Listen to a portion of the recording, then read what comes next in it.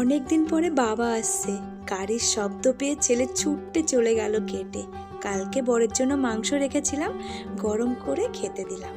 এখন প্রায় বিকাল 4টে বাজে।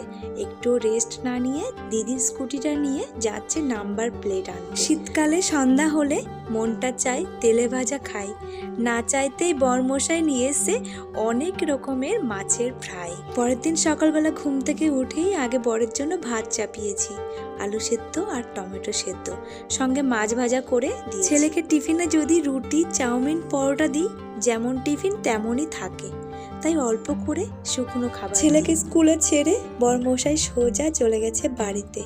এই দোকানে নতুন করে ঘুগনি চালু করেছে, তাই ছেলে আর আমি টেস্ট করে দেখলাম। প্রত্যেক শুক্রবারে বাড়িতে এসে আমার প্রথম কাজ থাকে ছেলের খাতাগুলো চেক করা।